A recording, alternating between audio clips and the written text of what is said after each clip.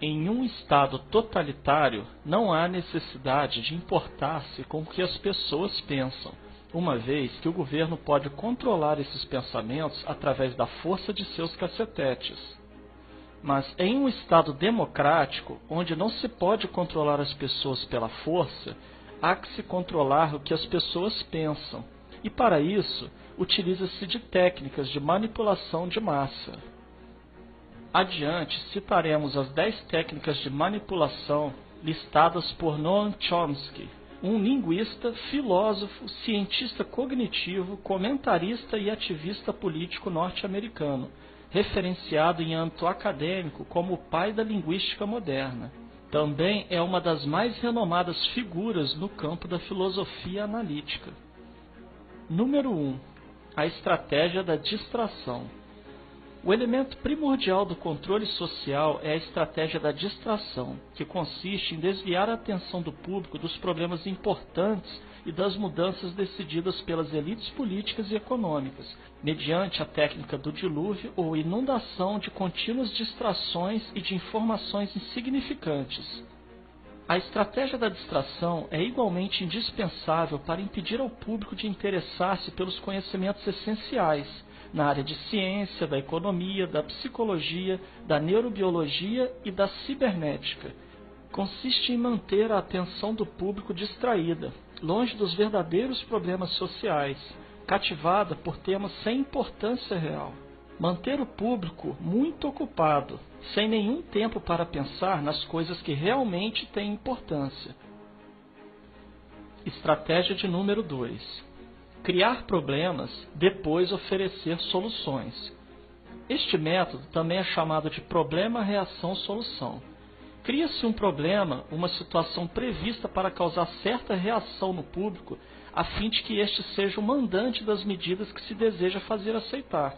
Por exemplo, deixar que se desenvolva ou se intensifique a violência urbana, ou organizar atentados sangrentos, a fim de que o público seja o mandante de leis de segurança e políticas em prejuízo da liberdade.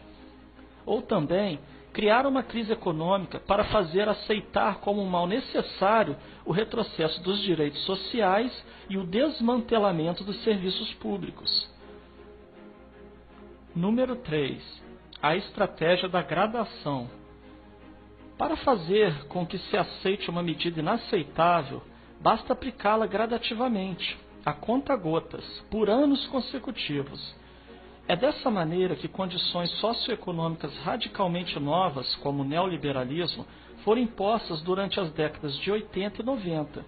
Estado mínimo, privatizações, precariedade, flexibilidade, desemprego em massa, salários que já não asseguram uma vida decente, tantas mudanças que haveriam provocado uma revolução se tivessem sido aplicadas de uma só vez. Número 4. A estratégia do deferido. Outra maneira de se fazer aceitar uma decisão impopular é de apresentá-la como sendo dolorosa e necessária, obtendo a aceitação pública no momento para uma aplicação futura. É mais fácil aceitar um sacrifício futuro do que um sacrifício imediato. Primeiro, porque o esforço não é empregado imediatamente. Em seguida, porque o público, a massa, tem sempre a tendência a esperar ingenuamente que tudo irá melhorar amanhã e que o sacrifício exigido poderá ser evitado. Isto dá mais tempo ao público para acostumar-se com a ideia de mudança e de aceitá-la com resignação quando é chegado o momento. Estratégia número 5. Dirigir-se ao público como crianças de baixa idade. A maioria da publicidade dirigida ao grande público utiliza discurso, argumentos, personagens e entonações particularmente infantis, muitas vezes próximos à debilidade, como se o espectador fosse um menino de baixa idade ou um deficiente mental. Quanto mais se deseja enganar ao espectador, mais se tende a adotar um tom infantilizante. Por quê? Se você se dirige a uma pessoa como se ela tivesse a idade de 12 anos ou menos, então, em razão da sugestionabilidade, ela tenderá, com certa probabilidade, a uma resposta ou reação também desprovida de um sentido crítico, como a de uma pessoa de 12 anos ou menos de idade. Estratégia número 6. Utilizar o aspecto emocional muito mais do que a reflexão. Fazer uso do aspecto emocional é uma técnica clássica para causar um curto-circuito na análise racional e, por fim, ao sentido crítico dos indivíduos.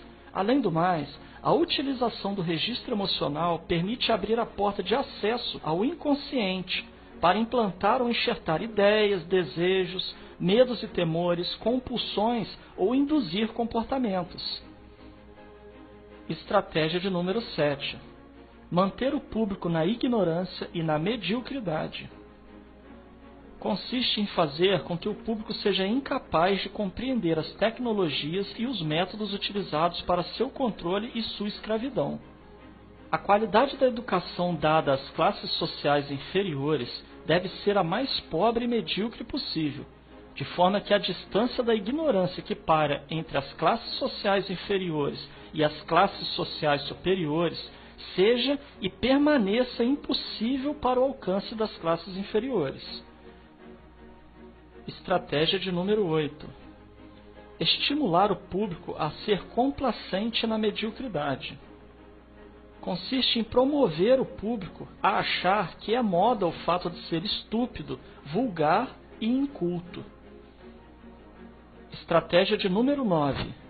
Reforçar a revolta pela autoculpabilidade. Fazer o indivíduo acreditar que é somente ele o culpado pela sua própria desgraça, por causa da insuficiência de sua inteligência, de sua capacidade ou de seus esforços. Assim, ao invés de rebelar-se contra o sistema econômico, o indivíduo se autodesvalida e culpa-se, o que gera um estado depressivo do qual um dos seus efeitos é a inibição de sua ação. E sem ação não há revolução. Estratégia de número 10. Conhecer melhor os indivíduos do que eles mesmos se conhecem. No transcorrer dos últimos 50 anos, os avanços acelerados da ciência têm gerado crescente brecha entre os conhecimentos do público e aqueles possuídos e utilizados pelas elites dominantes. Graças à biologia, à neurobiologia e à psicologia aplicada, o sistema tem desfrutado de um conhecimento avançado do ser humano, tanto de forma física como psicologicamente. O sistema tem conseguido conhecer melhor o indivíduo comum do que ele mesmo conhece a si próprio. Isto significa que, na maioria dos casos, o sistema exerce um controle maior e um grande poder sobre os indivíduos do que os indivíduos a si mesmos. Observando essas 10 estratégias citadas por Noam Chomsky, certamente poderemos fazer relações com o que vivemos atualmente, principalmente no campo político. Portanto, é dever de cada um analisar cada fato e notícia a partir de seu próprio ponto de vista, reunindo a maior quantidade de informações possível. Somente assim conseguiremos anular os efeitos manipuladores que estão embutidos nas propagandas, notícias e acontecimentos.